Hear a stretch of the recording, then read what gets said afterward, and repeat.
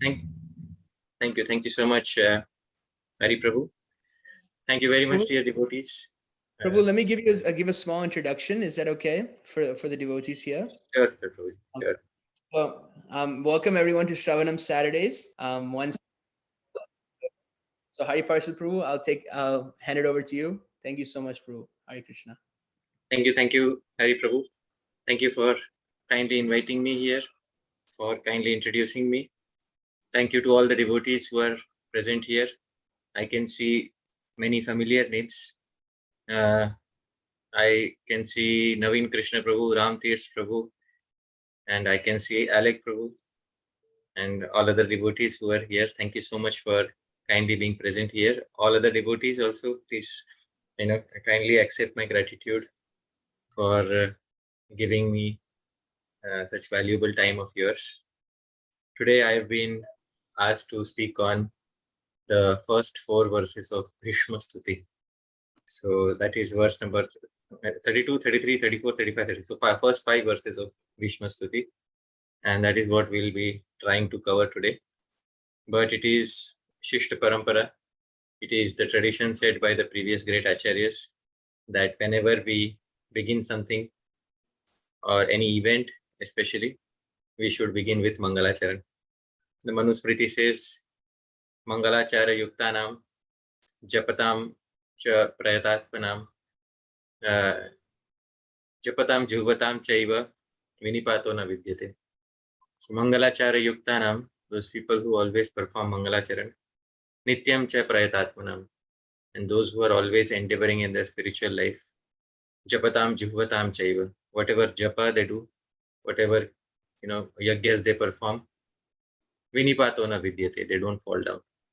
So it's important for us to begin with Mangalacharan. Most of us know these verses. You can kindly sing along with me. Om Jnanatimirandhasya Jnananjanashalakaya Chakshurunmilitam Yena Tasmai Shri Gurave Namaha.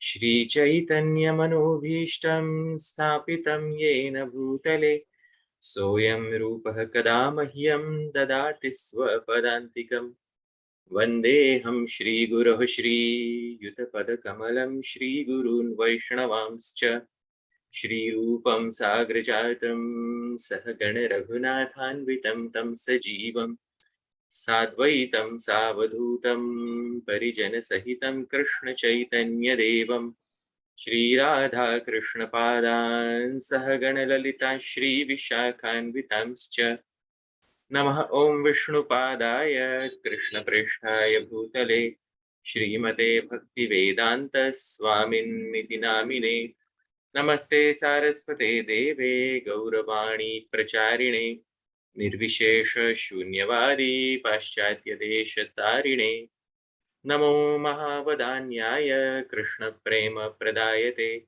Krishnaya Krishna Chaitanya Namne Gauratvishe Namah He Krishna Karuna Sindho Deenabandho Jagatpate Gopesh Gopika Kanta Radha Kanta Namostute Tapta Kanchana Gaurangi Radhe Vrindavaneshwari Vrishabhanusute Devi Pranamami Haripriye Vanchakalpatarubhyascha Kripa Sindhubhya eva cha Patitanam Pavanebhyo Vaishnavebhyo Namo Namaha.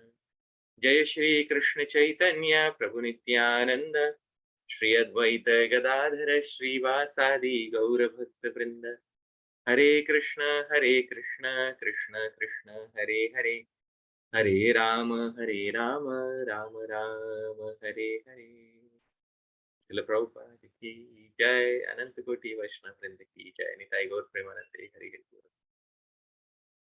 Hari. So, Hari Prabhu, this is a perfect assembly, and there is a good reason why. Because you are Hari and you are the host. So all others have joined you. So they are your Parshadas, they are your associates, and I am Hari Parshad Das. I am the servant of all of your associates who have joined you here on this conference. So I think this conference is living up to its name, because Hari is the organizer Everybody else are his Parshadas and the servant is speaking. So thank you, Hari Prabhu, for kindly organizing the conference and inviting all your Parshadas so that I can be of some service to them. So today we have to speak on the first 5 verses of Bhishma Stuti, which begins with Canto 1, Chapter 9, verse number 32. So I'll share my screen for the same purpose, and then we will look into this entire section. So dear devotees, in the first canto, chapter 9, there is Bhishma Stuti, which is being described. But Bhishma Stuti begins from verse number 32 onwards. Before verse number 32, there are many more verses. The first 31 verses are dedicated to a conversation between Maharaj Yudhishthir and Shri Bhishma. Because Bhishma, when Yudhishthir Maharaj approaches him, at that time Bhishma, he is on the bed of arrows, and Bhishma expresses surprise as to how it is that the most virtuous son of the sons of the Pandavas fell into so many calamities. Or the way, or in very simple words, why do bad things happen to good people? That was also Bhishma Pitamaha's dilemma. How is it that all the virtuous sons of the Pandus of Pandu, they fell into such great calamities? And then he said, Sarvam Kala Kritam Manye. I understand everything to be an arrangement of Kala. And nobody can understand the mind of the Supreme Personality, Krishna. So in this way, he was speaking. And then he spoke on various topics: Dharma, Artha, Kama, Moksha. So various topics of Dharma, Stri Dharma, Raj Dharma, many topics.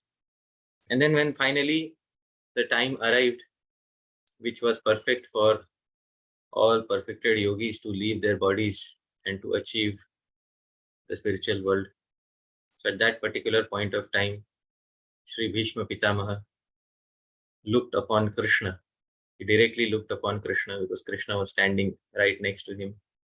And then Sri Bhishma Pitamaha started offering his stuti or his prayers to Krishna. So this begins from verse number 32. The meter in each and every verse of the stuti is named Pushpitagra. So for those of us who have not heard of the name before, it is Pushpitagra. This is the name of the meter of the stuti. So I will try to sing the verse, and I'll try to sing it in 2 ways. And then first verse I will sing it in 2 ways, and subsequent verses I will sing only in 1 way. So this is the first verse of Bhishma Stuti. We should keep in our mind Shri Bhishma is looking directly at Krishna, and Shri Bhishma is glorifying him. And these are the final words of Shri Bhishma before he departs from this world. Shri Bhishma Uvacha Iti Matirupakalpita Vitrishna Bhagavati Satvata Pungave Vibhuni Swasukhamupagate Kvachit Vihartum Prakritimupeyushiyat Bhava Pravaha. So this is one way of singing Pushpitagra. Another way. Iti Matirupakalpita Vitrishna Bhagavati Satvata Pungave Vibhuni Swasukhamupagate Kvachid Vihartum Prakritimupeyushiyat Bhava Pravaha. So these are 2 ways of singing Pushpitagra that I know. So there may be many other ways of singing, but these are 2 ways of singing Pushpitagra meter. So having known 2 ways of singing it, we should see the meaning of the verse. So I have broken it down for all of you. It becomes very easy after we break it down very nicely. Shri Bhishma Uvacha. What is the meaning of Shri Bhishma Uvacha? That Shri Bhishma said. What did he say? Iti. Iti means thus. Sridhar Swami in his commentary will explain what is the meaning of iti. What is the meaning of thus? But right now, iti means thus. Matihi iti matir. Mati means my mind. So Bhishma is saying thus my mind is with Trishna. With Trishna, you can see in the first line, with Trishna means it is free from the thirst of material enjoyment. So with Trishna, Vigata Trishna Yasmat. So it is free from the thirst of material enjoyment. And Upakalpita. My mind is now free of the thirst of material enjoyment and it is now fixed. Upakalpita. My mati, my mind is Upakalpita, fixed. Fixed on whom? Bhagavati is fixed in that Supreme Lord. Bhagavan. Okay. So can you describe that Bhagavan? Yes. So Bhishma Pitama gives many adjectives which are describing Bhagavati or which are describing Bhagavan. So who is Bhagavan? Satvata Pungave. So Pungava. Pungava means best amongst men, the topmost man. In which dynasty? In the Satvata dynasty. So Satvata is a sub-dynasty of the Yadus. So who is the best amongst the Satvatas? So somebody may ask, well, you said Bhagavati, is it Bhagavan? But Bhagavan we have heard is Narayan only. How did you say that, this Krishna was Satvata Pungava? Because you said Satvata Pungava is the best amongst the Sattvatas. So how is it that you are calling him Bhagavan? So Bhishma Pitama reminds everyone, Vibhumni. Actually, he is, Vibhuman. He is all pervasive. He has the best of all things in him. And Shri Bhishma continues describing Swasukham Upagate, who is Upagat, who is absorbed in Swasukham, in his own pleasure, who is Atmaram. And Kvachit, while he is absorbed in his own pleasure, Kvachit, sometimes Vihartum, for added pleasure, for his own pleasure, Prakritim Upeyushi, he embraces or he associates himself with, indirectly, with Prakriti or Maya. And Yat, by which, and by that Maya, Bhava Pravaha. So the flow of material world is set into action. The flow of material world begins. So this is the translation. Now, Hari Prabhu, can you hear me? Hare Krishna. Yes, Prabhu. Yes, Prabhu. So, Prabhu, can you sequentially just read the English? That's all. Shri Bhishma said, thus my mind is free from the thirst of material enjoyment and is now fixed in that Supreme Lord, who is the best amongst Sattvatas, who is all pervasive, who is absorbed in his own pleasure, and who sometimes, for his pleasure, associates himself indirectly with Maya and sets the material creation into action. That's it. So I've arranged the words in such a way that simply by reading it in sequence, you know the translation. That is what it is. So this is the meaning of the verse. All the terms have been covered. So dear devotees, if you want to, again see this, maybe you can see the recording later, but this is how, this style of explanation is known as Anvay. Anvay means the word connection. Once you know what is the word connection and you know word for word, you know how to arrange it in a specific manner, then you can make a legible sentence out of the verse. And that is how the verse is translated. This is a literal translation of the verse. So, Sri Chaitanya Mahaprabhu, amongst all the commentators on Srimad Bhagavatam, Sri Chaitanya Mahaprabhu preferred one commentator, Sridhar Swami. Sridhar Swami is commenting upon this verse. Srila Sridhar Swami comments and says something. What does Sridhar Swami say? Parama Phala Rupam. There is something which is the highest fruit in this universe, the highest fruit to be attained. What is that? Shri Krishna Ratim. That is loving devotion unto Shri Krishna. Prarthayitum, Bhishma wants to pray for that loving devotion, which is the highest fruit. But Prathamam Swakritam Arpayati. But first, he offers everything belonging to himself to Krishna. He offers himself to Krishna. So, how does he offer? By saying iti. Iti I translated as thus. You may be remembering iti I translated as thus. Sridhar Swami says iti nana dharmadi upayair matir. So iti means thus. Nana dharmadi upayair. Bhishma was speaking of so many dharmas, Tri dharma, Moksha dharma, Raj dharma, so many dharmas he was speaking to Yudhishthir. But now, thus, from all these dharma, artha, kama, my matir is upakalpit. I have, through all these dharma, artha, kama and moksha that I spoke. So I make all of these the instrument. And manodharana lakshana upakalpita samarpita. So whatever I know, whatever dharma I know, so my mati, my mind, samarpita, I offer to Krishna. Through all these mediums. So I offer all of my knowledge of dharma, artha, kama, moksha. I offer to Krishna. So this is a very good thing to offer everything to Krishna. Because Krishna himself has said in the Bhagavad Gita, Yat karoshi, yad ashnasi, yad juhoshi, dadati tat, yat tapasyasi kaunteya, tat kurushva madarpadam. So, yat karoshi, whatever you do it as an offering unto me. So, iti nanadi na dharmadi upayer. So, through all these various, dharmas, all these various means of dharma which I suggested to Yudhishthir, manodharana lakshana upakalpita samarpita. So I offer my mind, which is dharana lakshana. I fix my mind into Krishna. I offer everything to Krishna. So kwa. So and to whom are you offering? Who is that Krishna? He says Satvata Pungave. So Satvatanam Pungave Shreshte. So he is the Shreshta. He is the topmost amongst the Satvata dynasty. Bhagavati, and therefore he is Bhagavan.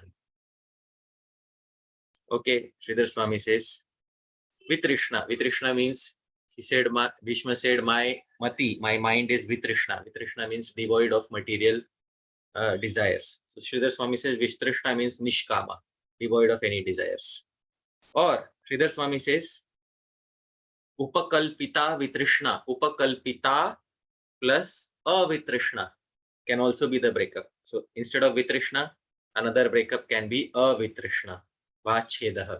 So another breakdown can be Avitrishna. So my mati, my mind is Avitrishna. What is the meaning of Avitrishna? Sridhar Swami says, Avitripta iti artha. It is not satisfied by looking at you. It is not satisfied. So this is iti mama iti matir upakalpita avitrishna. So my mind is avitrishna. It is not satisfied at all by looking at you. So this is another breakdown. So instead of vitrishna, we can take avitrishna. So when describing Krishna, there was one adjective, vibhumni. Vibhumni means what? What is the meaning of vibhumni? Vibhumni, Sridhar Swami says, Vigato bhuma yasmat tasmin. Vigato bhuma, all the great things in the universe, everything that is great, has come from him, has emanated from him.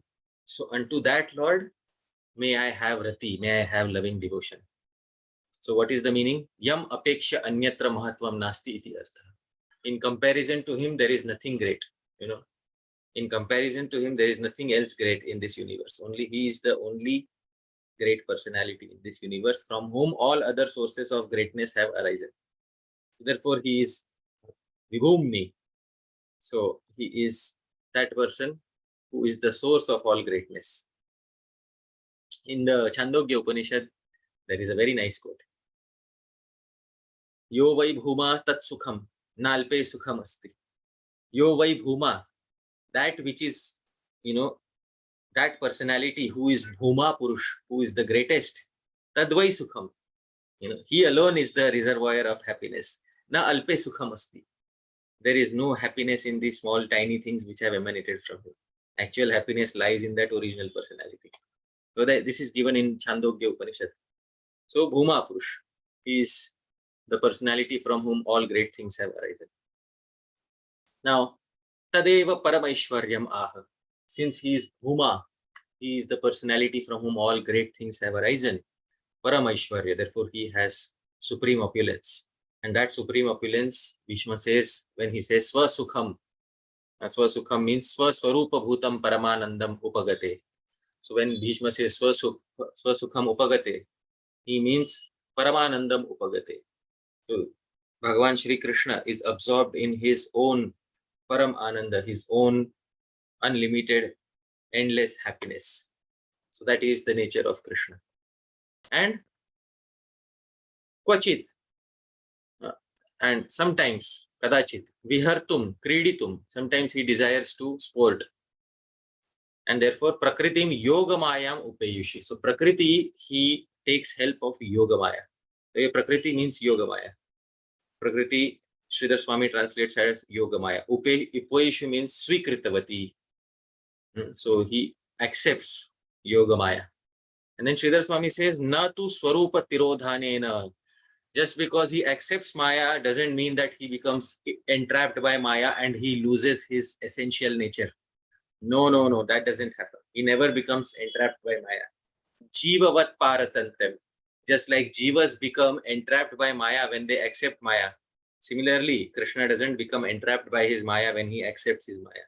So, like Jivas, he does not accept any Paratantra, any dependence or, any bondage in the material world.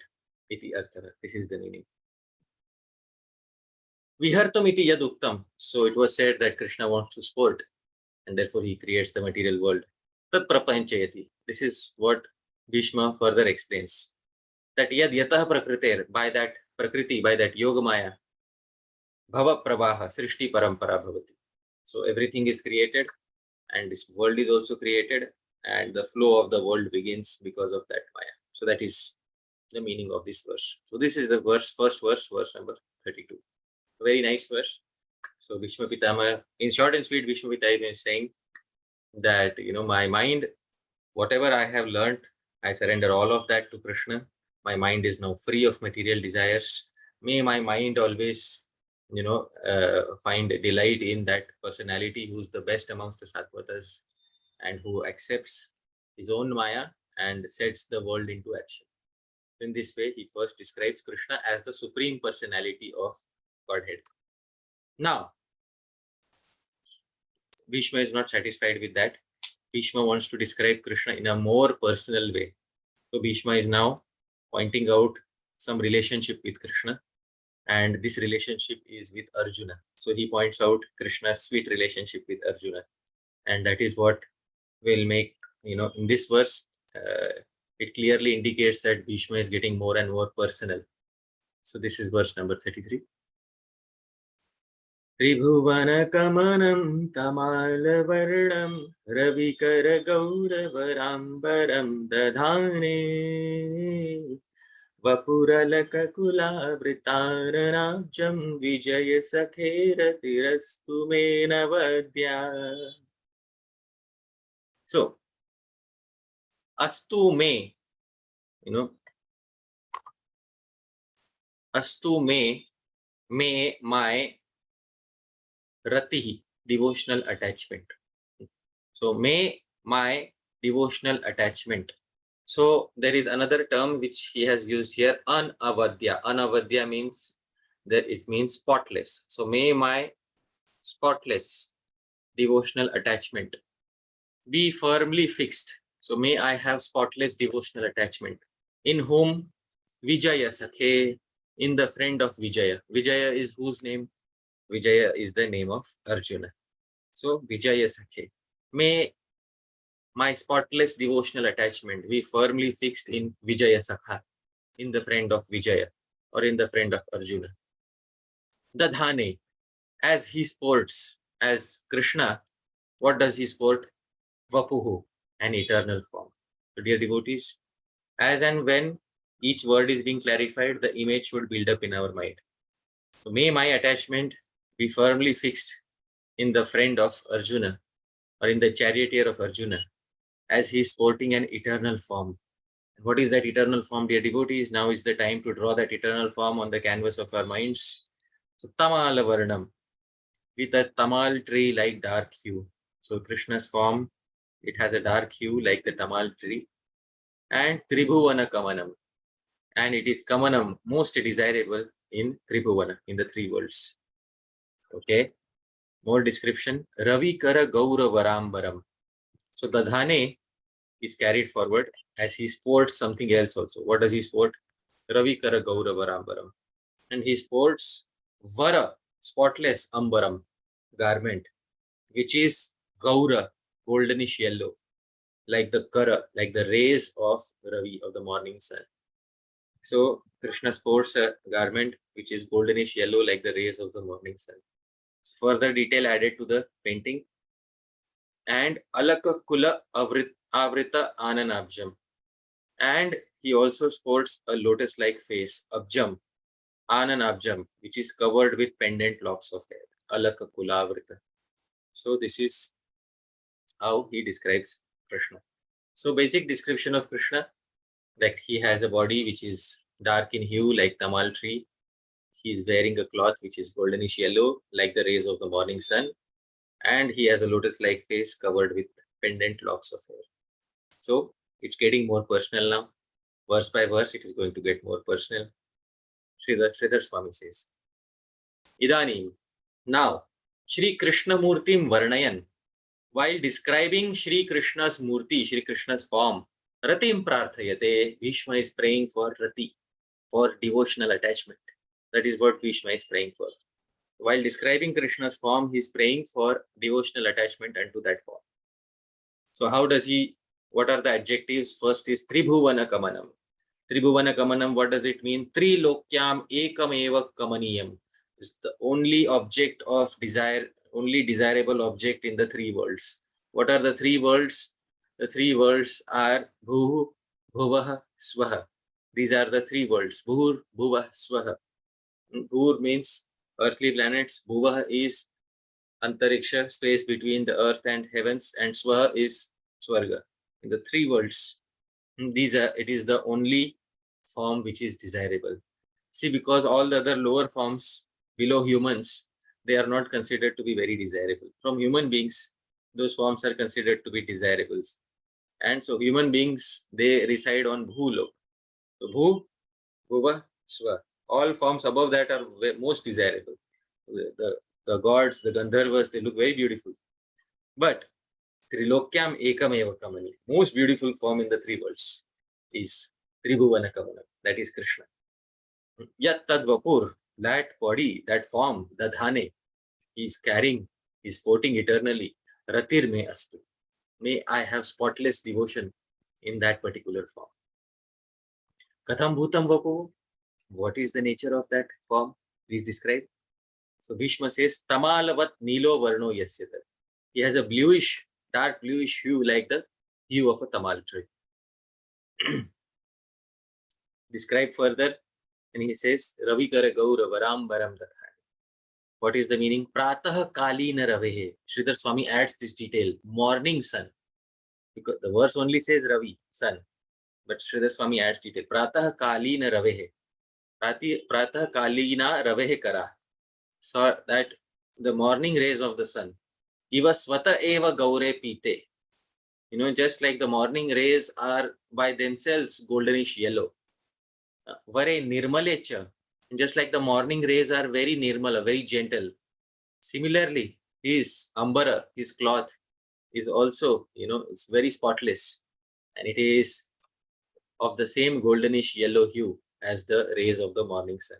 So unto that personality, in that personality, may my devotional attachment be ever existing. So Alaka Kulair Upari Avritam Ananabjam Yasvas. And on his face, there are these locks of hair by which his lotus-like face is covered. In that personality, may my devotional attachment always exist. So Vijaya Sakhe, who is that personality? He is Vijaya Sakha. Vijaya Sakha, Sridhar Swami explains, Partha Sarthau. Partha Sarthi, he is the charioteer of Partha. Anavadya Ayhaituki Phalabhi Sandhi Rahita Ratiras. So, Anavadya Rati. Anavadya means Sridhar Swami says Phala Abhisandhi Rahita. Without any desire for attaining any fruit. May my devotional attachment be there without the desire to attain any results or any fruits from such attachment. I don't want anything in return. So Phala Abhisandhi Rahita. Mama Ratirastu. This is the second verse. Dear devotees, now is the third verse. So then Bhishma Pitama is going to get even more detailed. The descriptions are going to get even more detailed. So now Bhishma Pitama is going to focus exclusively on the body and the face of Krishna. So earlier he was focusing on Krishna as the Supreme Lord. Now Bhishma Pitama wants to, then the second verse he was focusing on Krishna as the friend of Arjuna. Now Bhishma Pitama wants to focus exclusively on Krishna's body and Krishna's face. It's a very nice verse.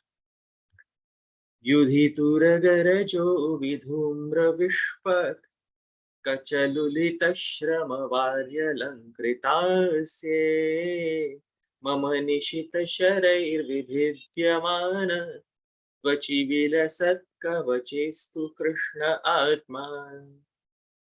So this is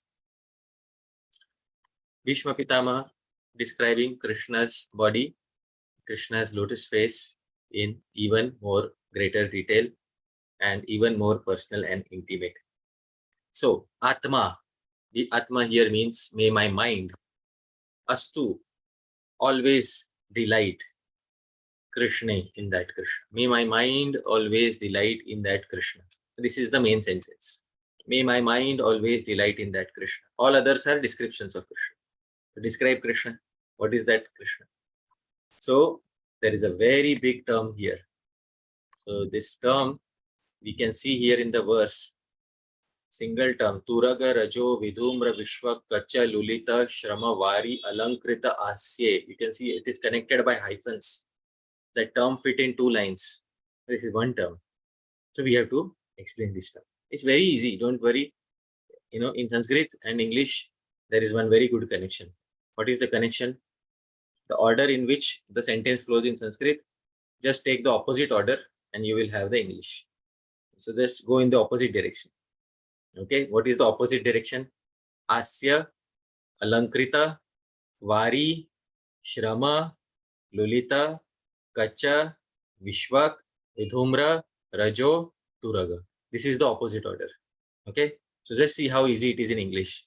First is Asya, whose Asya, face, is Alankrita, decorated. So Krishna's face is decorated with what? Vari, drops of Shrama, perspiration, which were Lulita. These drops were scattered around by his Kacha, hair. These hair were flowing in Vishwak all directions. And these hair appeared Vidhumra, ash grey, due to the Raja, dust raised by the Turaga, horses running around.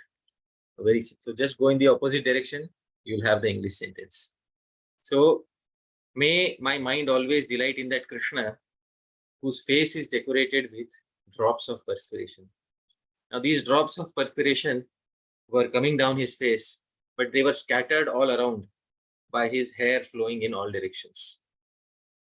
And these hair also appeared vidhumra, ash grey, because of the dust which was raised by the horses running around. Where were the horses running around? Yudhi, in the war. And Vilasat Kavache, may my mind always take delight in that Krishna who had a Vilasat, who had a glittering broken armor. And Vibhidyamanatvachi, who was pierced in his skin. Blood was flowing, dear devotees. Why? Because Mama Nishita Sharai, by my sharp-edged arrows, because I threw sharp arrows at him. He had a broken armor, so where the armor broke, it was glittering. And Vibhidyamanatvachi, and he was pierced in his skin and blood was flowing out from his skin. Dear devotees, this is the meaning of the verse. Sridhar Swami explains. Vijaya Sakhitvam eva anuvarnayan. So, while further repeatedly describing how Krishna is the friend of Arjuna, Ratim Prarthayate, Bhishma again prays for Rati, devotional attachment. Yudhi, Yuddhe, in the war, Turaganam Khurarajas, the horses raised some dust, Turagarajas, Tena Vidhumra Dhusaras. So his hair became ash grey because of that. Techa Vishwakcha, Itastatas Chalantaha Kachaha, Kachaha, Kuntala. So his hair, which were ash grey, they were moving here and there. And Tair Lulitam Vikirnam Shramavāri, Sweda Vindurupam. And because of his hair moving everywhere, so his drops of perspiration, they were spread around everywhere. Tena Bhakta Vatsalya, Dyotakena. So because of this, his Bhakta Vatsalya is denoted. So, Kritamasyam Yasya, Tasmin Shri Krishna, Mama Atma Mano Astu Ramatam Ityarth. So in that Krishna, who is so Bhakta Vatsala, in that Krishna, Mama Manaha, my mind, Ramatam, may it always take great pleasure. So, Lam Krit, yes. Punah Kim Bhute. So then further describe it more, describe more. Madiyar Nishitesh Tikshne Sharair, by my arrows, which were very sharp, Vibhidyamana Tvagyasya. His body was cut, his skin was cut, pierced, and blood was flowing. And Sharaireva Vilasat Trutyat Kavacham Yasya. And by those same arrows, I had broken his armor. And wherever I had broken his armor, that armor was also shining. So this is Bhishma Pitama. Srila Jiva Goswami takes some little objection. What is the objection? Srila Jiva Goswami does not like the fact that Bhishma is saying that Krishna was bleeding. So Srila Jiva Goswami knows that Krishna's body is Satchidananda Vigraha. Ishvaraha Paramaha Krishna Satchidananda Vigraha. If he is Satchidananda Vigraha, how is it that Krishna's body is bleeding? Srila Jiva Goswami says, Mama Nishita Iti Adikam tu Mayika Lila Vardhanameva. When Bhishma is saying Mama Nishita Sharair, the arrows which I threw pierced him and blood was flowing. Mayika Lila Vardhanam. All this was simply a deceptive pastime of Krishna. And then Jiva Goswami points out a verse from the 77th canto of the 10th chapter, of the 77th chapter of the 10th canto.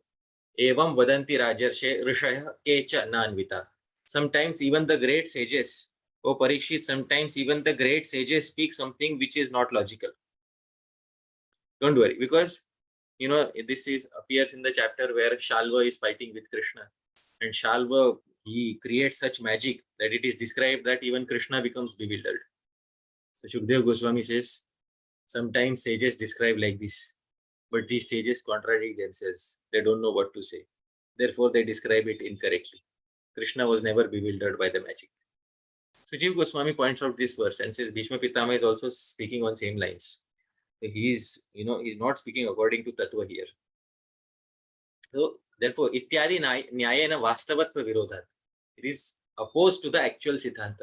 Saying that blood was flowing from Krishna's body is opposed to the actual Siddhanta. That is not the Siddhanta. Tatha hi Skande. Jiva Goswami says in the Skanda Puran, the actual truth is given. What is the actual truth? Asangas chavyayo bhedyo anigrahyo shoshya evacha.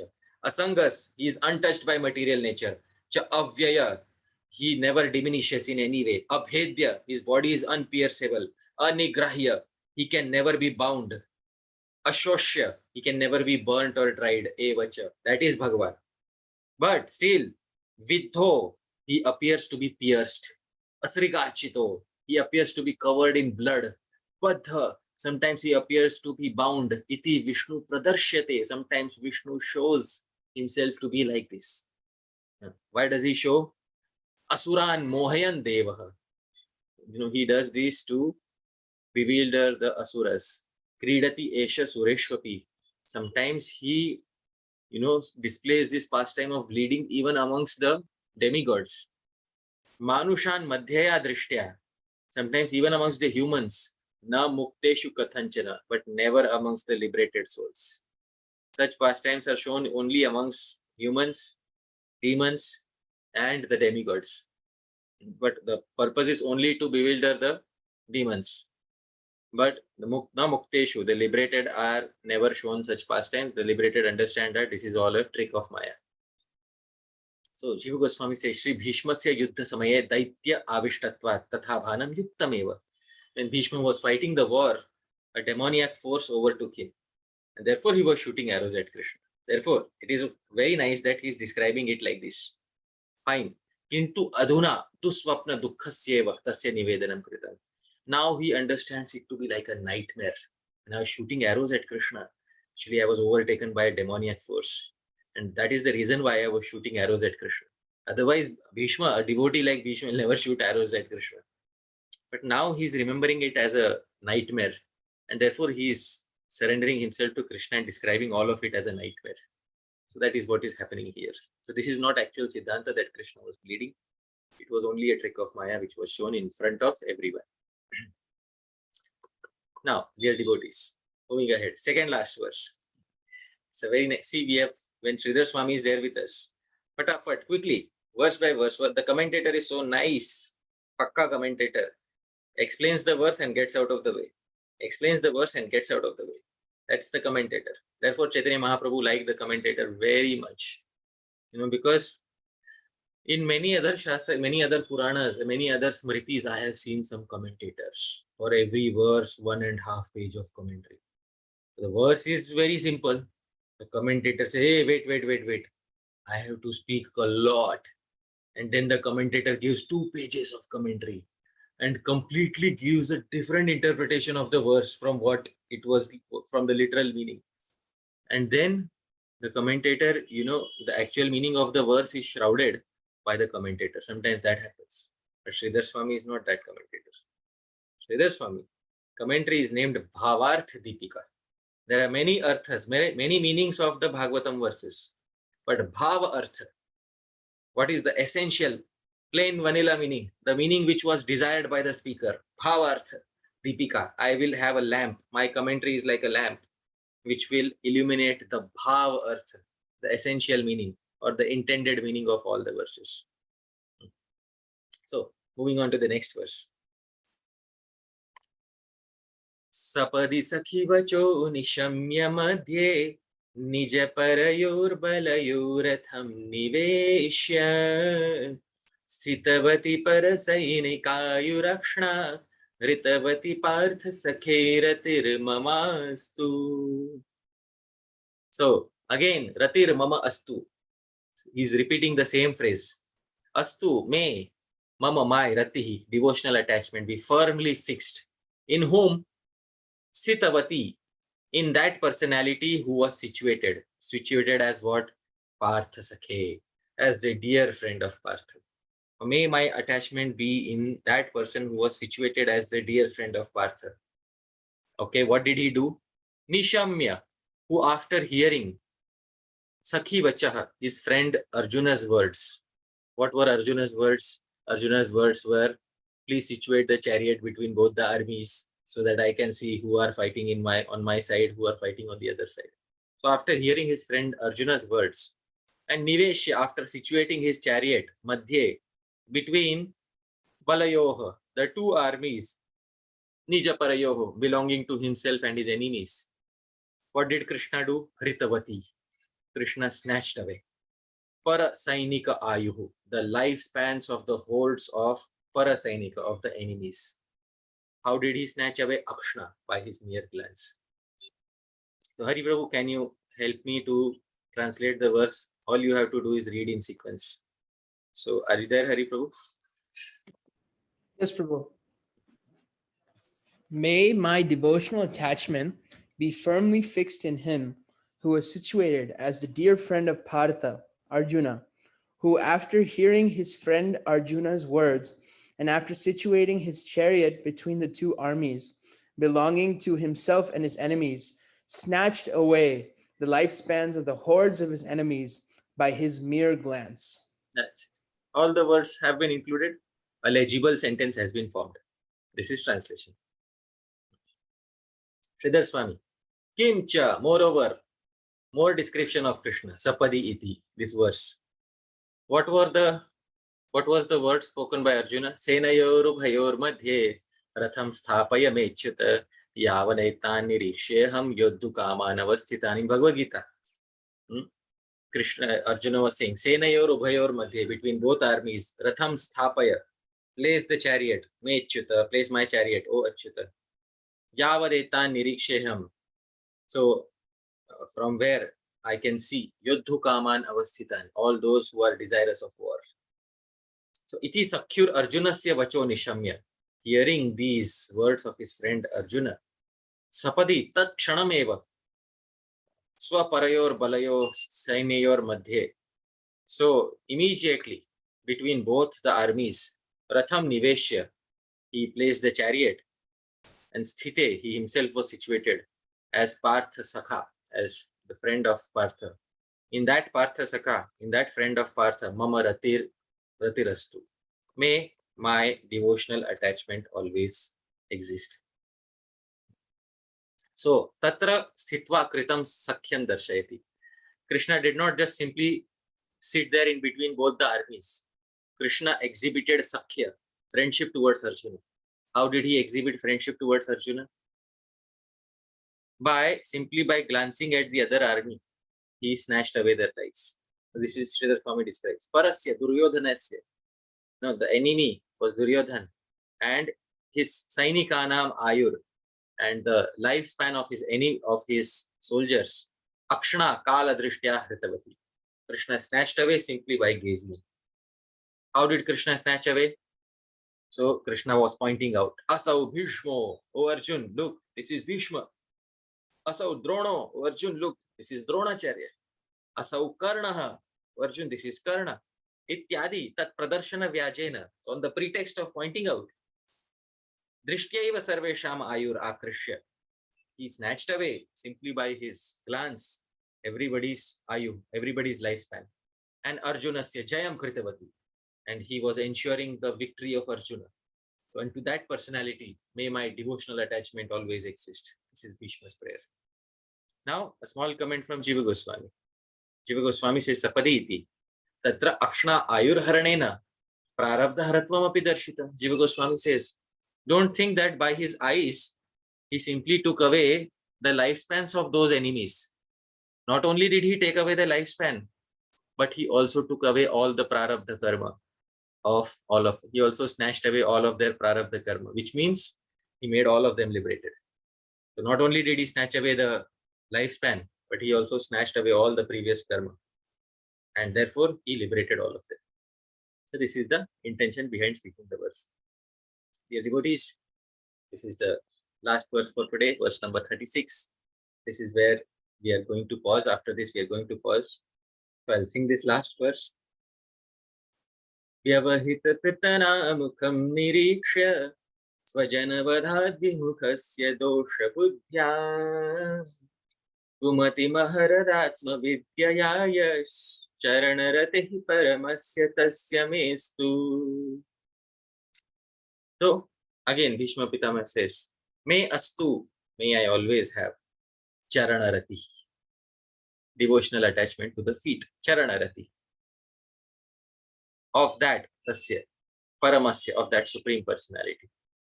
So may I always have attachment to the feet of that supreme personality. Yaha, who?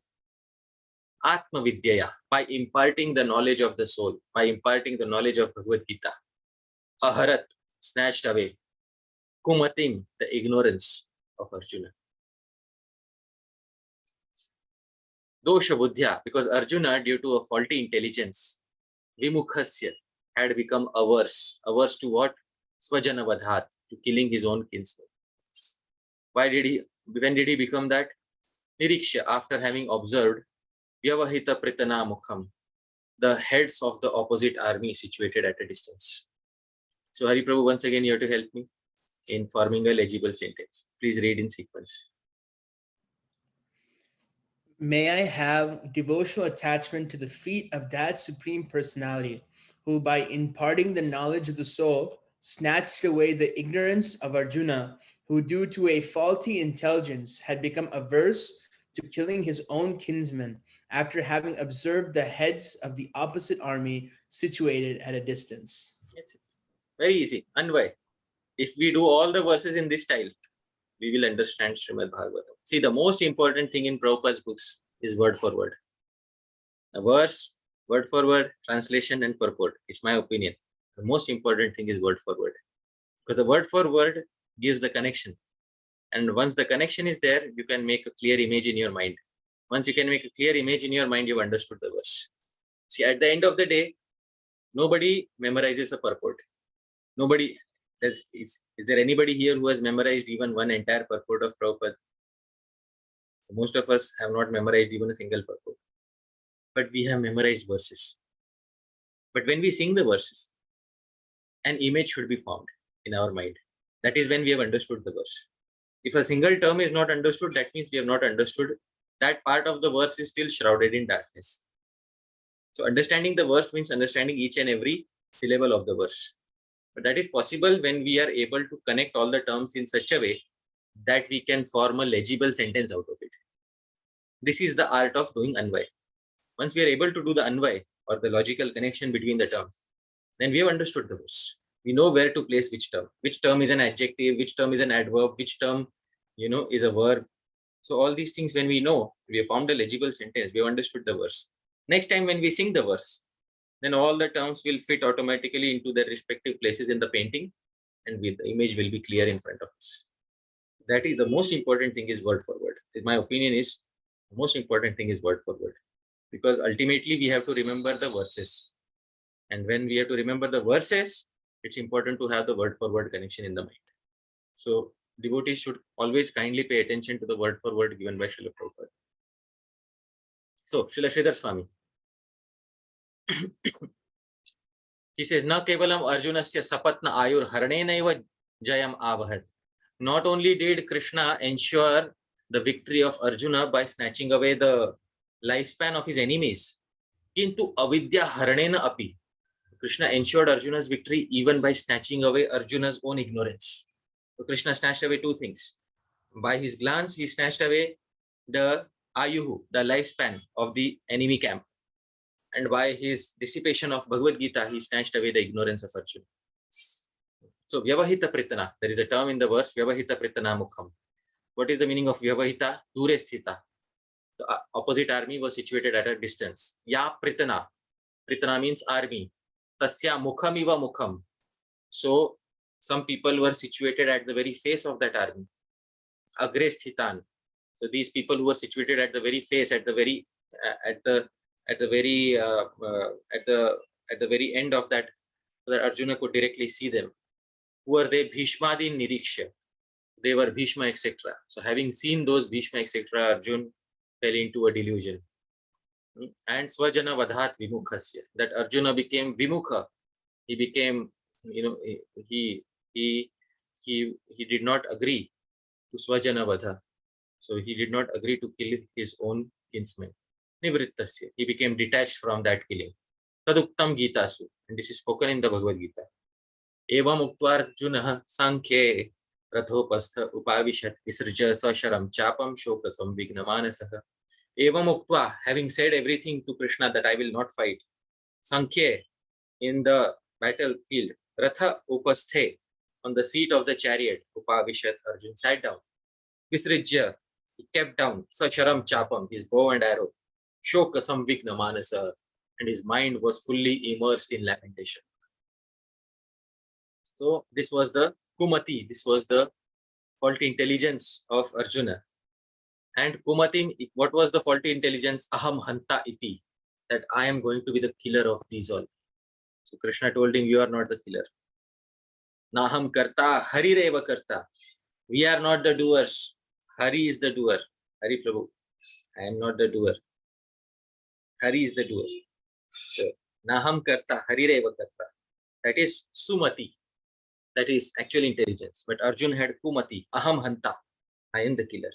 Krishna snatched away that Kumati by giving Atma Vidya, by giving this knowledge of Bhagavad Gita. In this way, dear devotees, these are the verses of Bhishma Stuti.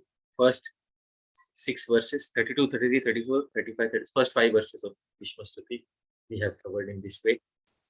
So we will pause here today because I was asked to speak till this point. There are many other verses which I am sure other speakers will be covering very nicely. But once again, I would like to thank all of you for kindly being here. यदत्र स्खलितं किंचित विद्वांसः पूरयन्तु तत् यदत्र सौष्ठवं किंचित तद्गुरोरेव मे नहि यदत्र स्खलितं किंचित. It's obvious that I may have made some mistakes while speaking. Vidvamsa, you are all learned. Purayantu tat. Please correct any mistakes. Yadatra saushthavam kinchit. If there was anything nice in the presentation, please remember. Please don't forget. Tad guroreva. It belongs to my Gurujanas.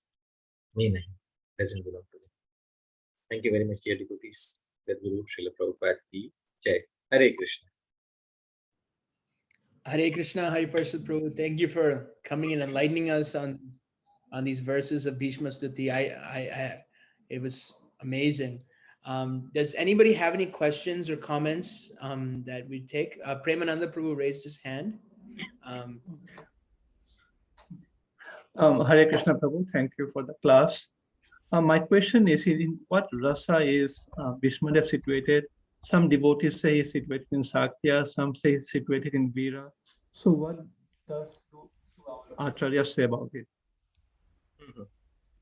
So what is Bhishma's rasa towards Krishna? Actually, it is, by observing all of it, it is Shanta mixed with some Dasya. Actually, that is what it is. Dasya with preeminent conceptions of Shantaras mixed in it. So he's not praying to become the friend of Krishna. So certainly it's not Sakya. He's always saying, may I have attachment to the feet, may I have attachment in him. He always adores Krishna as the friend of Arjuna. Vijaya Sakha, Vijaya Sakha. He's saying repeatedly. But Bhishma never said Mama Sakha, never said my friend. So Bhishma is adoring Krishna from a distance as Arjuna's friend. May my mind always be fixed. May my mind always be fixed in that personality. So appears to be Shanta mixed with Dasyaras. That is the Shanta with some conceptions of Dasya mixed in it. So Srila Vishwanath Chakravarti Thakur therefore says that he attained a specific portion of the spiritual world which is known as Parthasarthi, where Lord Parthasarthi exists. So where Krishna exists as the charioteer of Arjuna, where Krishna always is seen with Arjuna. So that part of the spiritual world he attained. That is the opinion of Srila Vishwanath Chakravarti Thakur. I hope that shed some light. Hare Krishna. Okay, thank you, Hare Krishna. Hare Krishna, can we have Omkar Prabhu? Hare Krishna, Prabhu. Pranam. Jai, Omkar Prabhu. Prabhuji, yes. I had a question regarding this, that normally we explain the pastime of Bhishma hitting the arrows like, it's a pastime of Virya Rasa. But here Srila Jiva Goswami is giving the interpretation which is somewhat similar, like which Madhva Sampradaya gives whenever such cases arise. So how to understand this thing? See, normally we interpret it, yes. See, Veera Ras is when we see Krishna performing some heroic acts. So here Bhishma is describing that Krishna whom he attacked, whom Bhishma attacked. I hope you are able to understand. Veera Ras is experienced when devotee sees Krishna exhibiting some virta, some act of bravado.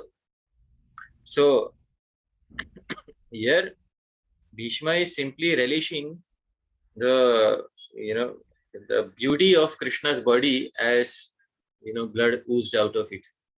So Jiva Goswami finds the description not so good, because actually speaking, this conception that I shot arrows at you and I made you bleed, so may my mind be always absorbed in your bleeding form. So in order to have this image of Krishna, you have to exhibit pratikulya, unfavorability towards Krishna, in order to see this form. I hope you are able to understand. You cannot have this anukulyena Krishnanushi. This is not anukulyena Krishnanushilana. You did not behave favorably towards Krishna to get the darshan of this form. You behaved unfavorably and you shot an arrow. And this is asur vyavhar. only Asura shoot arrow at Krishna. So Jiva Goswami says ki Baba, Asura Avishta.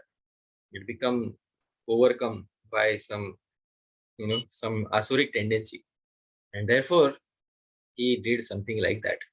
Veer Ras is when Krishna is killing some demon and then, all the coward was, yes, that's more like it. That, one more, Krishna. Chalo, that's Veer Ras. I hope you are able to understand. And then when the demon is killed, they all dance around. And Krishna is carried on the shoulders. This is our commander-in-chief. That's Veer Ras.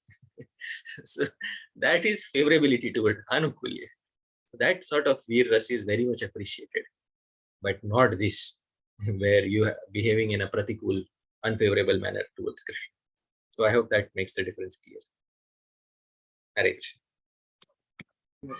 Hare Krishna. Prabhuji, I had just one small question. We say that Sridhar Swami's Tika is Bhavartha Deepika. That is, it explains the bhavas of Bhagavatam as a simple.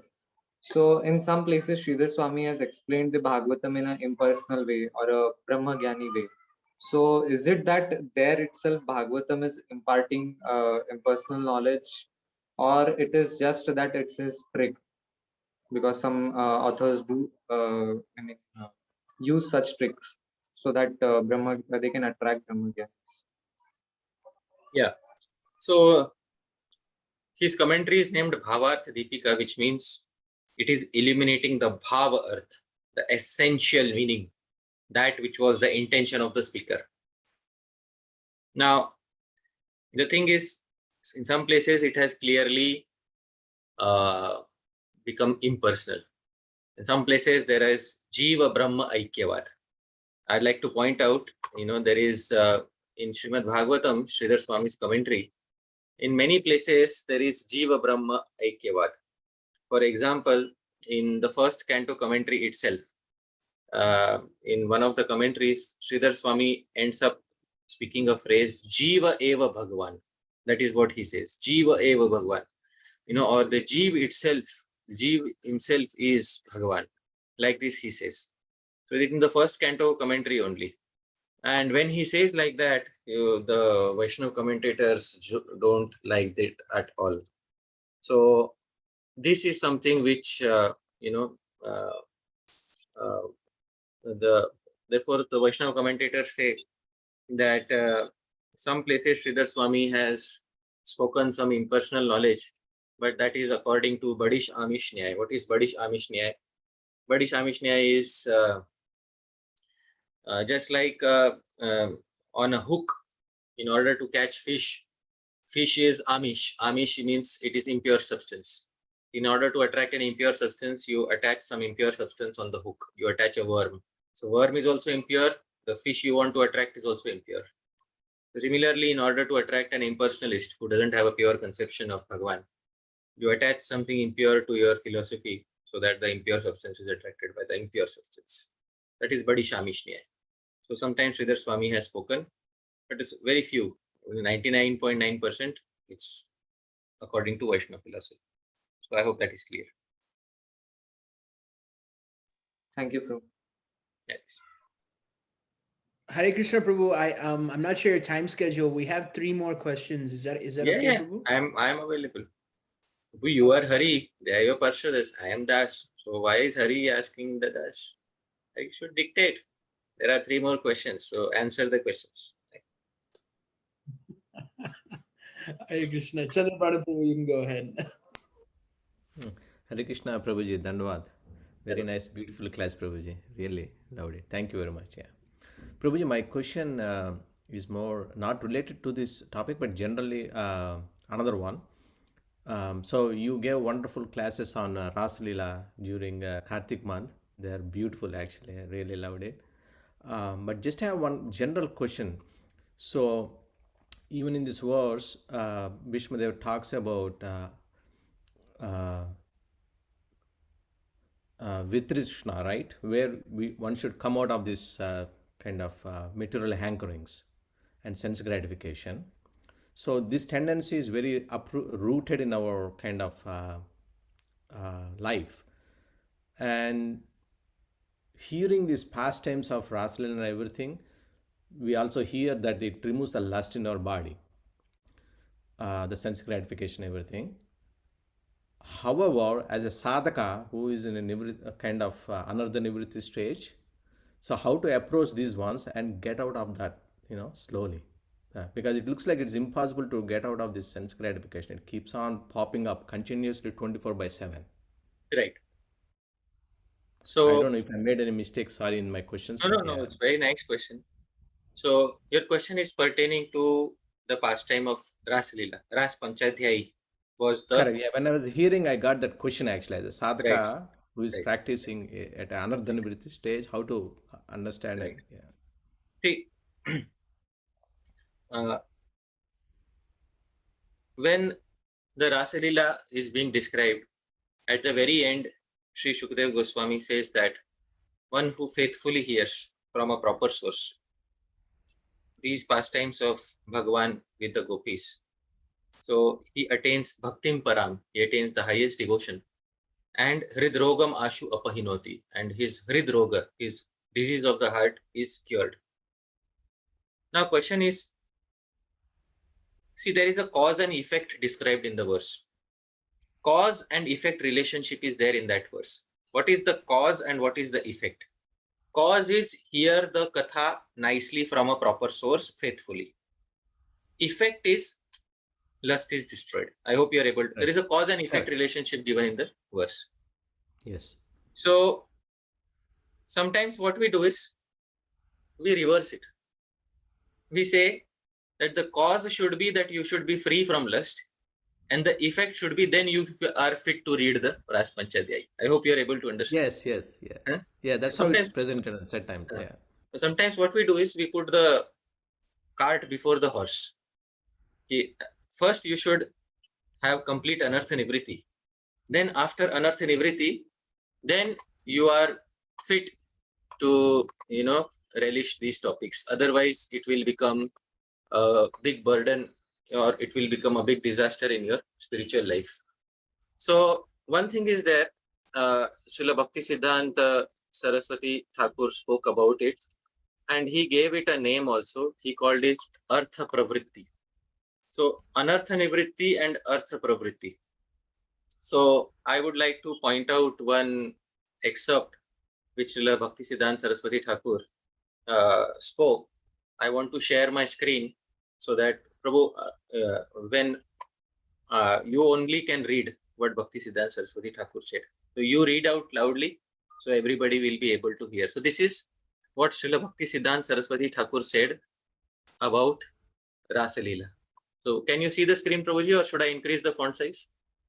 No, it's perfect, Prabhu. I can read. Yeah. Yeah, please read, Prabhuji. All three paragraphs, Prabhuji? Okay. Yeah, all Okay. these three paragraphs. Thank you. All these days, we have not spoken about Leela, but this is our most confidential asset. This is our only sadhya, perfection.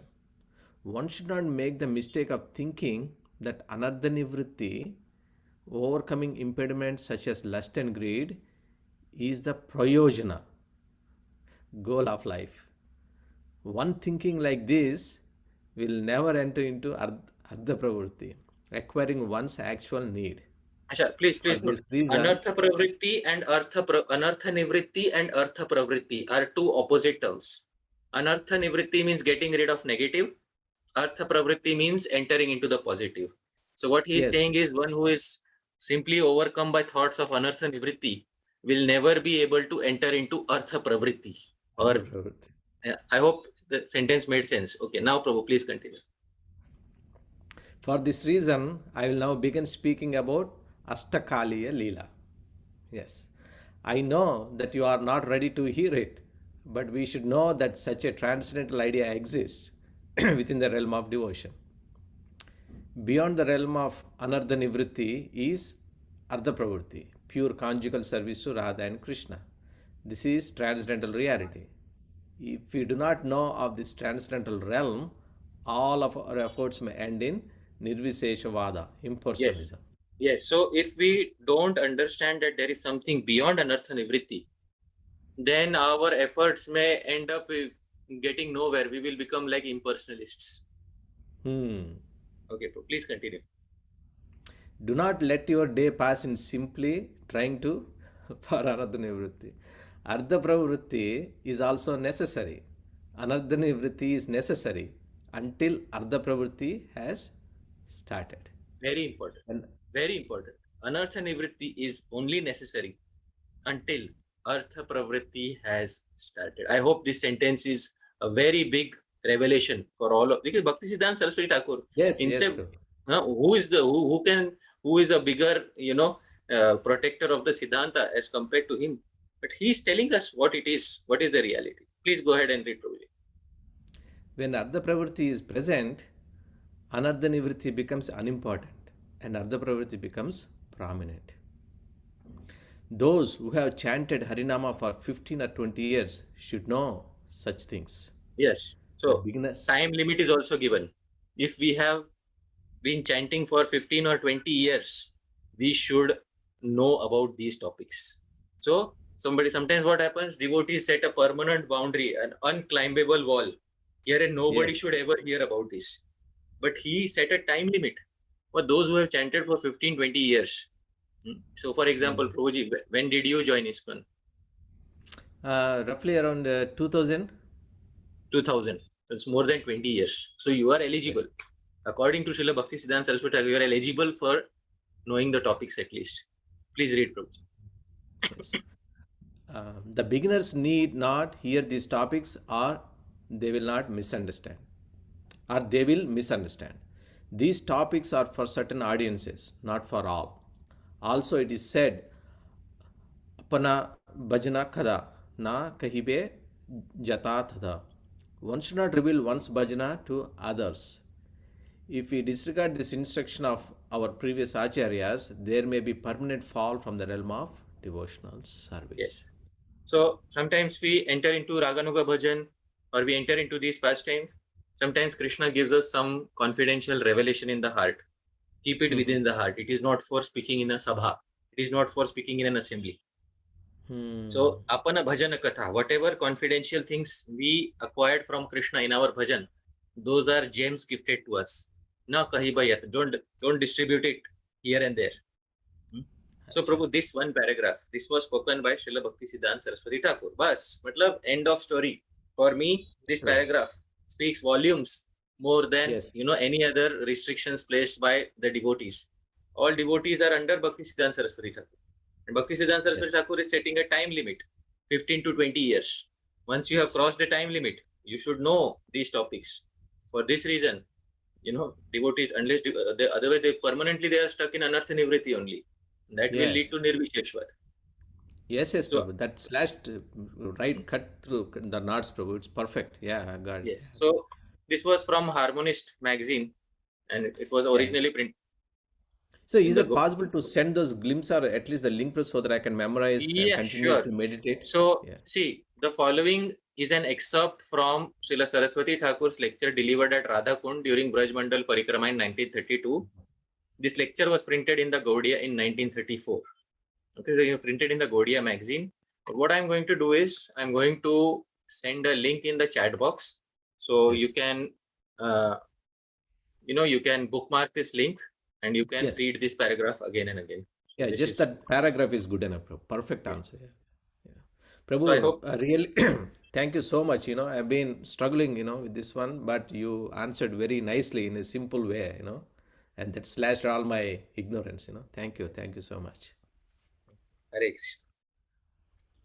Krishna. I have another one, Prabhuji.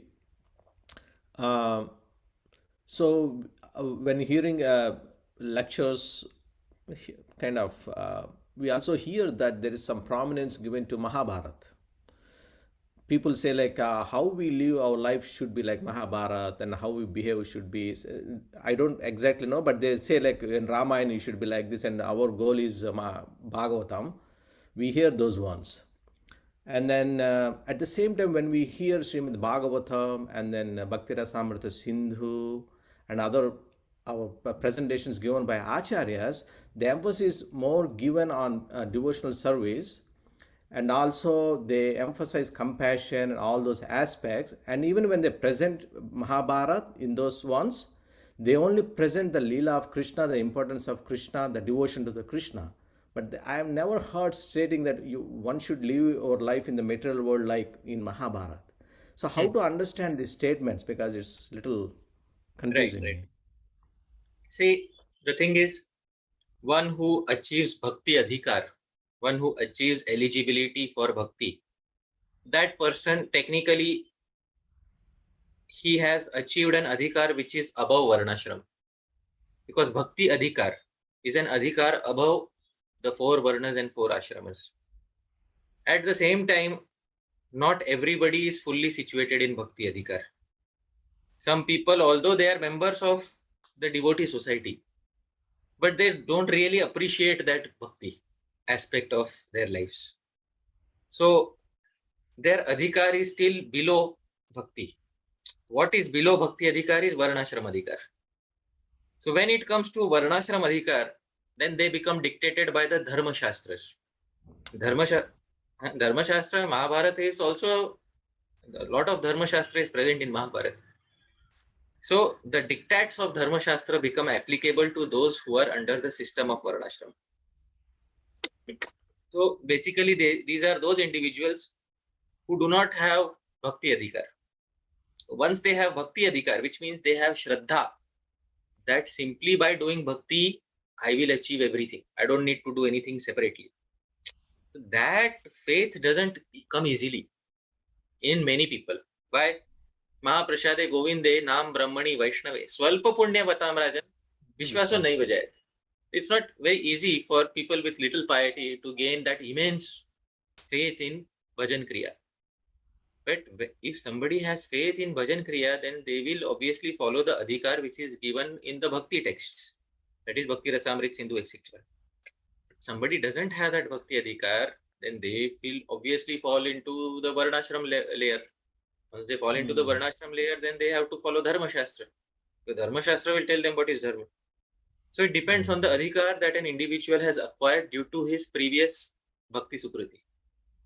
And some devotees, if we have Bhakti adhikar, by all means we should follow the direct Bhakti texts. That is our Bhakti adhikar. But when we are dealing with the world outside, in our personal life, we will follow Bhakti adhikar.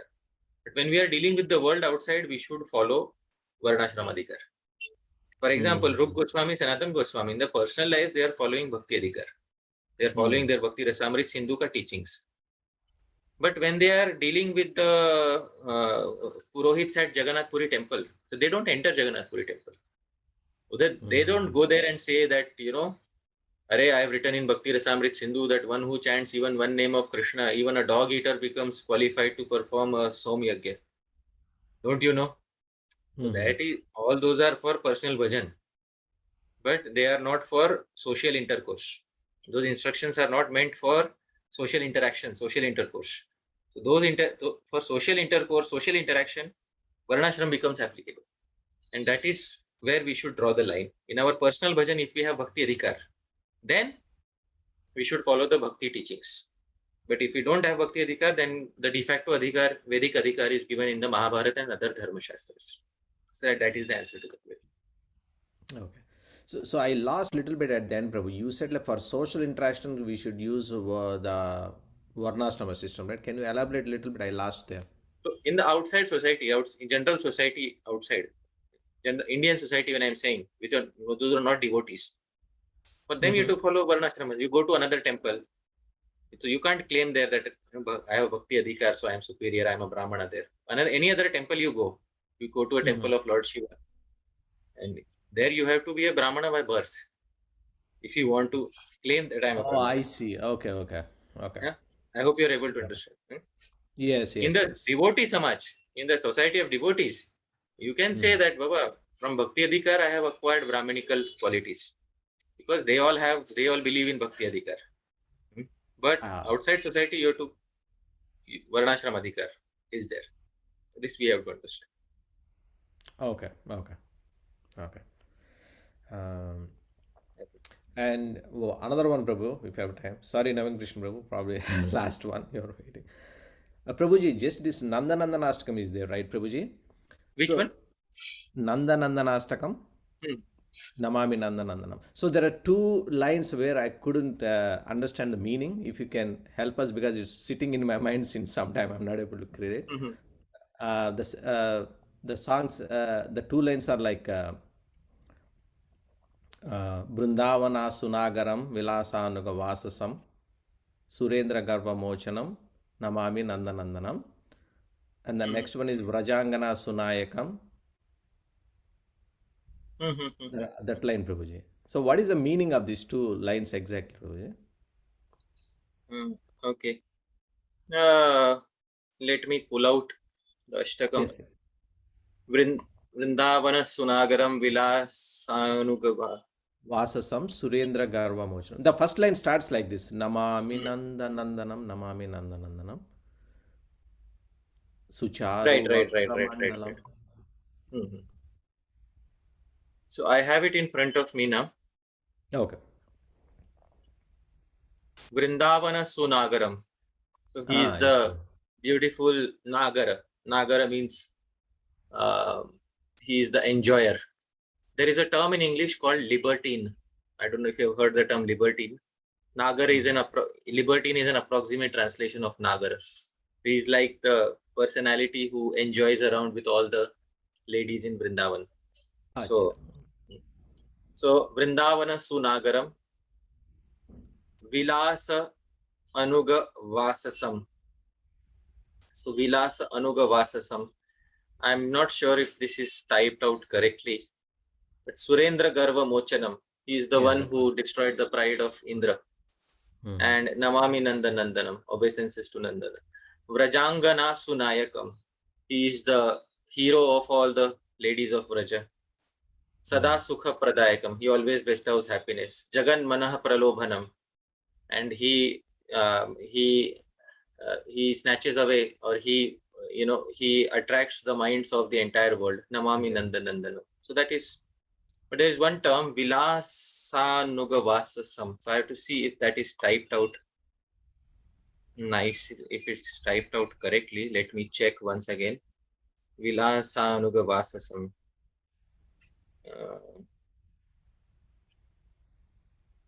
Okay, so Vilasa Anuga Vasasam. Basically, Vilasa Anusara Vasasam. His clothes are according to the vilas, his enjoyment that he wants. So that, so the Anuga means Anusari. So his clothes, his Vasasam are Anusari according to his vilas, the pastimes that he is sporting. It's just a basic understanding. There is a Sanskrit commentary which has to be referred to in order to exactly understand what these terms mean. So there is a commentary by Shri Vrindavan Chakravarti. Not Vishwanath Chakravarti. There is one Vrindavan Chakravarti. He has written a Sanskrit commentary on all these Ashtakams. And in that he has explained everything. So this is the basic meaning. Right. So that book you talked about, is it the translation is in English, Prabhu, or it's in Sanskrit? You said that Brindavana. Sanskrit to Sanskrit. Okay. Can we get a copy of that one, Prabhu, or at least, I don't know, or any reference? Yeah, I have it I have scanned it for my personal use, but if you want, I can give you a soft copy. Yes, Prabhu, if it is okay with you. Yeah, sure, I can give, no problem. Hare Krishna. We'll move on to the next question. Naveen Krishna Prabhu. I think before me the Sadhu Chaitanya was. I'll go last. Okay, Sadhu Chaitanya Prabhu. Okay, Prabhu, that's fine. Go ahead, Prabhu. No, please go ahead. I have a comment and question. So. Okay, Prabhu. Thank you very much, Prabhu. It's a wonderful class, because every time I hear your class, it's like an eye-opener. The way you teach us Sanskrit and everything, we feel like, even person like me, like Sanskrit becomes like a handhold. It's like very easy to understand and read it. Excellent one.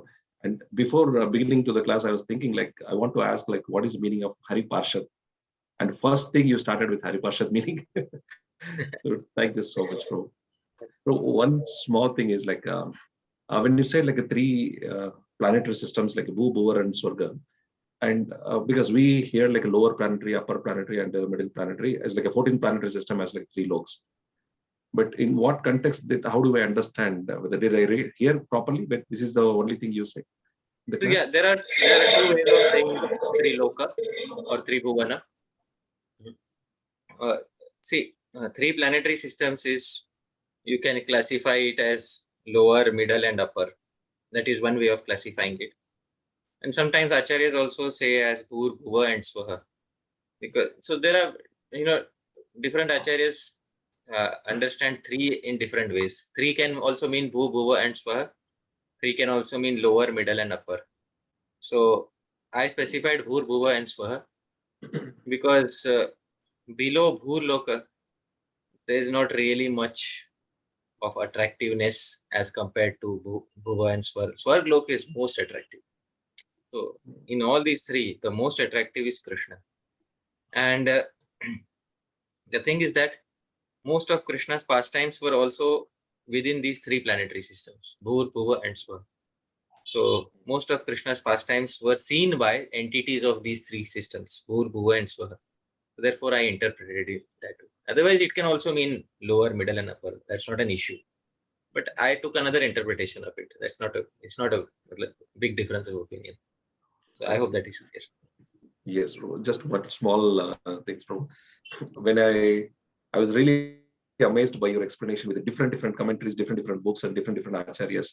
How do you able to read and go through all these things? So it was really mesmerizing for me to see the quotes you refer from here and there. It's left and right. How do you get time and how do you able to read all these things? Is there any tips for us to? Yeah. So actually, the credit. That's what I said. Credit goes to my Gurujanas. My childhood, my guru used to. He had a stick in his hand. Sanskrit teacher. So we were afraid always. We had to learn all the tables nicely, learn all the sandhis nicely, learn everything nicely. Otherwise, the fear of being beaten is there. So out of fear of our guru, we learnt in our childhood. So those basics were imparted in childhood. Then when I came to ISKCON, first 4-5 years, I didn't even know what are the texts. That I am part of a broader Gaudiya Vaishnava tradition. I was not even aware that there's a big tradition behind. I just know that Rup Goswami, Sanatan Goswami, they were like ascetics staying in Vraja. That was my impression of the Goswamis for the first 4-5 years. Then I started noticing that there are a lot of texts in Sanskrit. Then I figured out, 95% of the texts are written in Sanskrit. In Sanskrit, we have read in childhood. We just have to polish it once nicely. So then when I approached my Guru Maharaj, I took some permission from him to once again revise all the concepts. When he gave permission, then I revised all the concepts. Then where the commentaries were there, I got access. I found out all the commentaries, got them scanned, some of them scanned, and started reading. My Guru Maharaj also explained many commentaries in his lectures. My Guru Maharaj used to quote from many commentaries. My Guru Maharaj, Srimad Radha Govind Das Goswami Maharaj. If you hear his class, he says Sanatan Goswami says this and Jeev Goswami says this. He's quoting like that. So that is what we have received as inheritance from our Guru. That is what I can say. I've received it as inheritance from my Guru. So it is, what does a son have to do to receive inheritance? Just has to stay alive. That's all. That's all the son has to do in order to receive inheritance. So I just merely managed to stay alive on this path and I received it as inheritance from my Guru. So it originally belongs to him. That's what I would like to say. Hare Krishna. Thank you so much, bro. Hare Krishna. Hare Krishna Yes. Prabhu, Naveen Krishna Prabhu. The floor Hare is Krishna, yours. Prabhu. Haribol. Thank you, Prabhu. So I just want to thank you because the comment was, it was very nice explanation for Anartha Nivritti and Artha Pravritti. So the emphasis is not getting up the negative, but getting positive things. Like, in the same, sometimes we were discussing the devotees, detachment versus attachment. So the emphasis is attachment, the detachment automatically happens. Focus on detachment. Sometimes being impersonal sounds like the hard-hearted. So that was my comment. So you took this next level experience so nicely. Thank you very much. And second thing is you made a beautiful point when Bhishma was saying at the end, Krishna, you are the doer.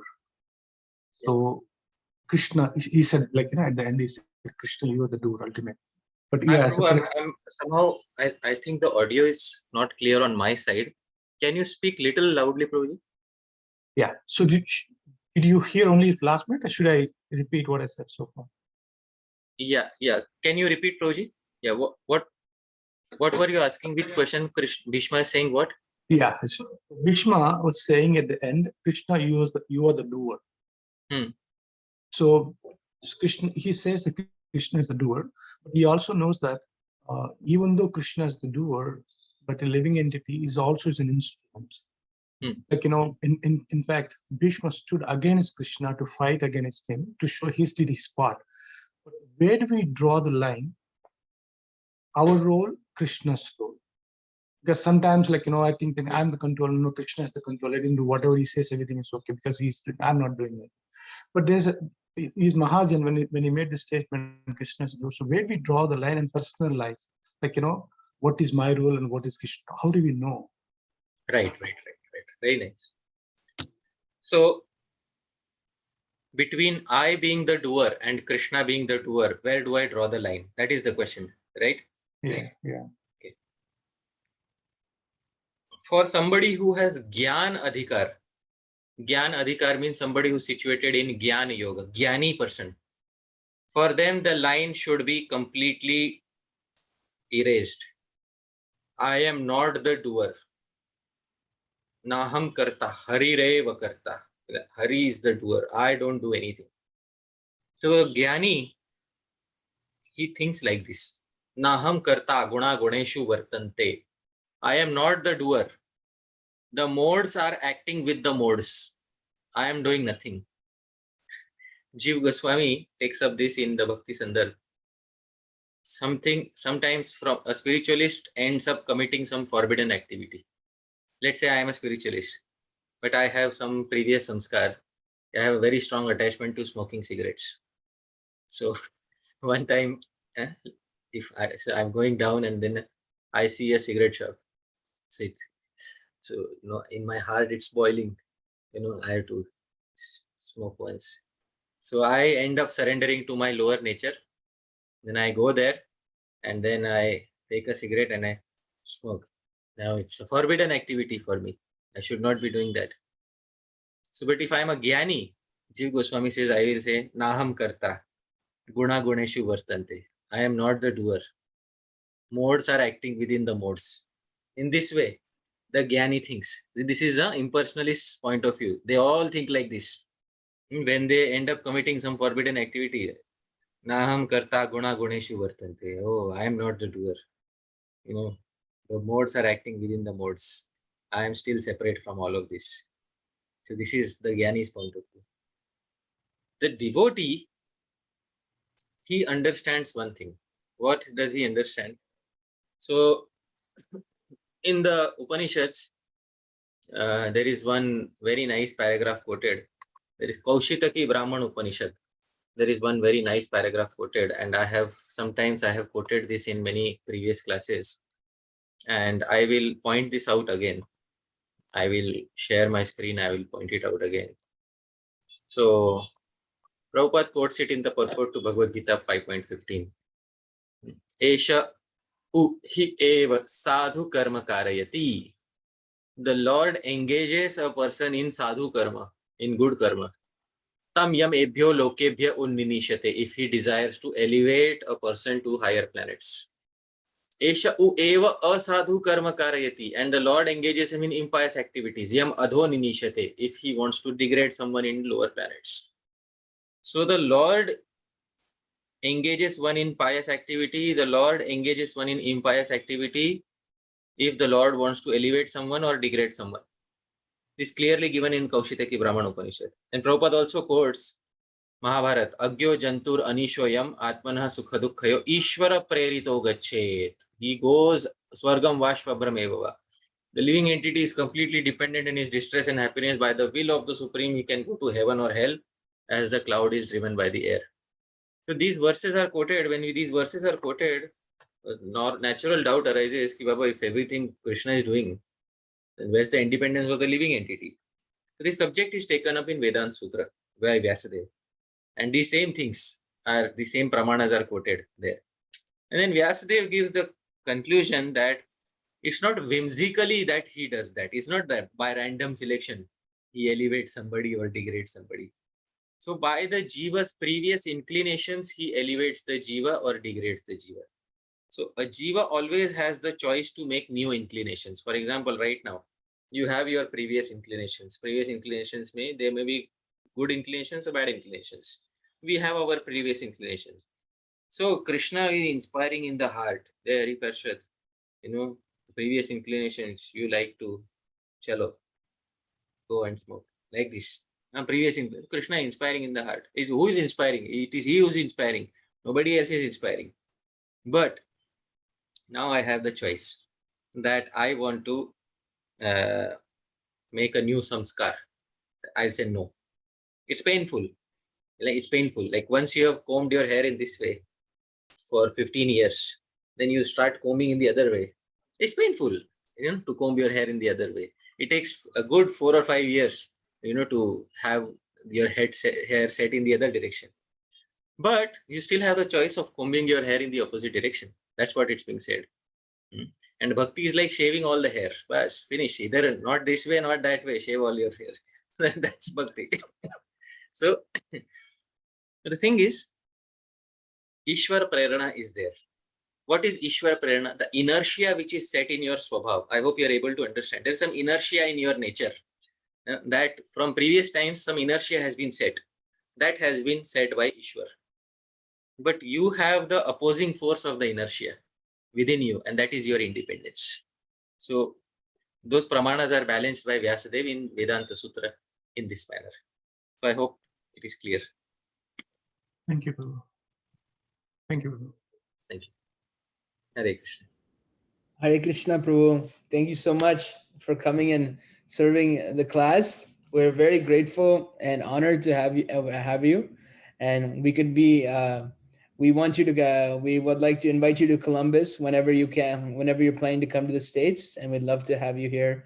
And you can serve Hari Katha, and we can, and bring Hari also. And if you bring Hari, then we'll actually have a Hari Parshad. Hare Krishna. For those who know, Hari is also his son. Yes. Hare Krishna. Ah, okay. I was thinking Hari means Krishna. No, if Hari comes to Columbus, then there will be 2 Haris, and they both will make everybody else their Parshad. So we all have to, we'll have to dance around the tunes of both the Haris. There's 2 more Haris, Narahari and also there's Hari. Yes. Thank you so much. Well, we'd like to pause our study of the Bhagavatam here, and we will continue next week, and we hope to have Hari Parshad Prabhu again soon. We'll just say Vaishnava Pranam Mantra. Vanchakalpa Tarubhyascha Namo Namaha. His Grace Hari Parshad Prabhu Ki Jai. The Prabhupada. Prabhuji, thank you very much. You really, Hare thank you very much. Hare Krishna. Hare Hare Krishna. Krishna.